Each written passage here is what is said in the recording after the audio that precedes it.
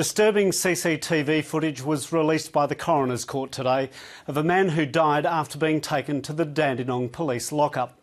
Gong Ling Tang, a chronic alcoholic, had been taken there to sober up, but he also had serious medical problems. Despite his pleas for assistance, no checks were carried out in the cell. Later, he was left lying outside the police station before finally being taken to hospital suffering hypothermia. The Mandarin interpreter who witnessed Mr Tang's ordeal says she was traumatised by what she saw and has had her faith in the police shaken. This report from Louise Milligan, and a warning it features images which may distress some viewers.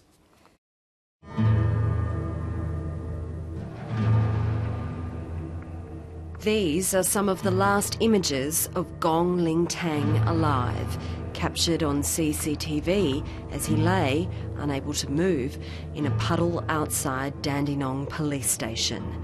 It was May, it was raining, and it was 12 degrees. Sheltering under the veranda is a supervising police officer. Another officer watches from a police van nearby. They showed no concern to a very vulnerable person. I still can't understand why they behaved the way they behaved. There was a civilian witness, Mandarin interpreter Yu Lipsky. Miss Lipsky blew the whistle on what she saw that night. And that's why this week Mr Tang's case has been the subject of a coronial inquest. When I found out Mr Tang had died, I couldn't sleep. I was having nightmares. He was appearing in my dreams, asking for help.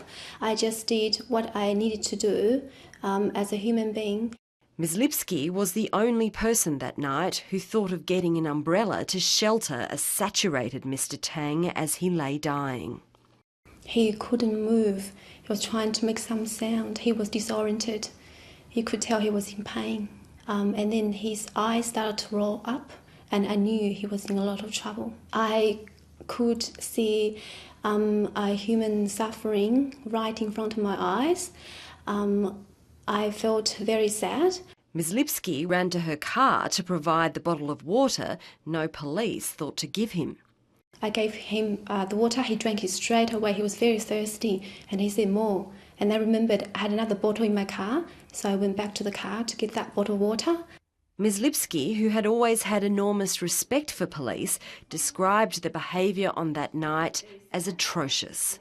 On the one hand, these are my heroes, particularly officers, female officers. They have to be so strong and tough to face the type of work they face every day. On the other hand, anyone with fundamental decency would know it was terribly wrong. She had the guts and the courage to stand up and speak out, in spite of the fact that her daily role would have been interacting with the police and working with the police. If an interpreter wasn't there and Yes.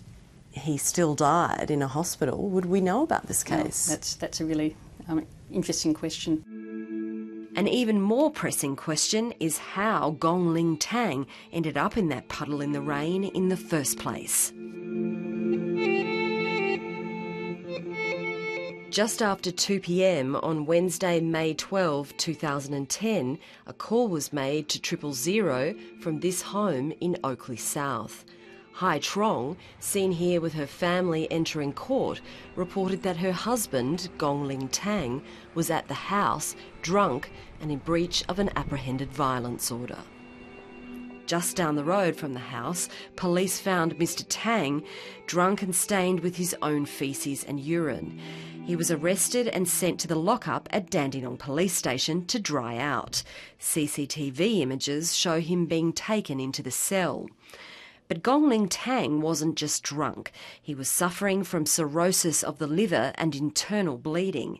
And as the night wore on, his organs began to fail. Mr Tang was in agony.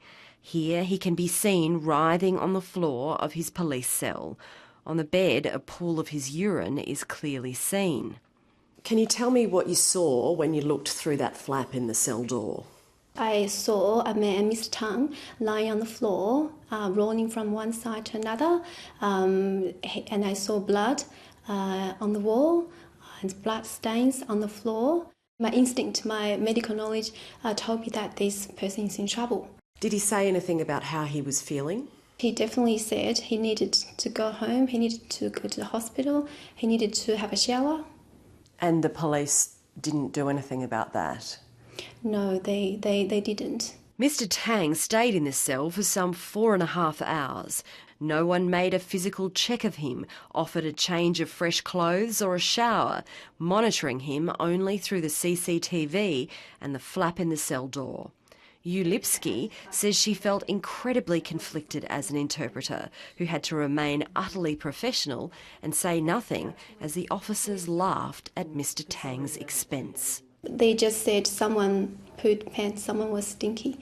He was subjected to ridicule the whole night. When he was eventually released, Mr. Tang was so unwell he was unable to walk out of his cell. He crawled out on his hands and knees.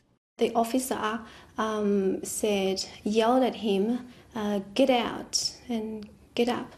I saw him crawling out of that cell door like a dog with blood in his mouth. At that moment, my heart had sunk. I could not believe what I was seeing.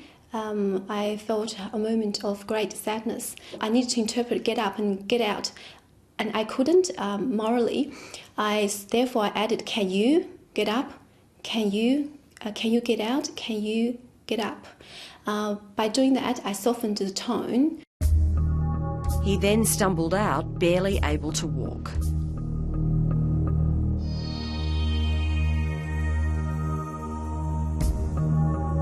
An ambulance finally came for Gongling Tang at almost 9 o'clock that night, more than 40 minutes after it was first called, described by police as non-urgent. Mr. Tang was by then in multiple organ failure. He was taken to intensive care at Dandenong Hospital. He died there at 11:30 the following morning. A panel of 5 medical experts told the court that Mr. Tang's cause of death was advanced chronic liver disease and gastrointestinal hemorrhage. But there were contributing factors, and one of those was hypothermia, bordering on severe, caused at least in part by the fact that Gongling Tang had been lying in a puddle in the rain. 5 police officers dealt with Mr. Tang at Dandenong that night, and the Victorian Police Commissioner has now admitted they were derelict in their duties and did not follow existing procedures. They were all women. They all declined to give evidence, one citing mental distress, another that she risked being prosecuted with manslaughter. The sergeant in charge, Megan Whitehead, later asked if Mr. Tang was treated humanely, replied, "I thought he was treated the same as anyone we get in there." Deputy Commissioner Tim Cartwright apologised to Mr. Tang's family on behalf of Victoria Police. We fell well short of the standards expected in terms of both the care we showed and the respect and dignity we provided. We missed many opportunities to get medical assistance for Mr. Tang. I find his treatment deeply distressing and can only imagine how distressing it is for his family and his loved ones. We should have done much better for Ling Tang. We let him down, we let his family down, and we let the community down. When these sorts of incidents happen, it brings the whole police force into disrepute, sadly, and all of those hard-working, responsible, decent police who do their job diligently and conscious of their duty of care are tarnished. It's about managing people. These are people, and they're people that deserve to be treated like you or I would expect to be treated if we were in custody. Mr. Tang's wife, Hai Trong, said in a statement that she and her daughter were suffering, but grateful his final hours and his treatment by the police had been revealed, despite the police officers' refusal to give evidence. Deputy Commissioner Cartwright outlined 12 reforms of how prisoners are treated in cells as a direct result of what happened at Dandenong Police Station that night. But Yu Lipsky says this was not about policies and procedures. It was about human decency. I think they showed weakness in human heart. I think they need to really think about what they did or didn't do that night, really reflect on that event. I think the moral compass will point the right direction and they will behave differently in future.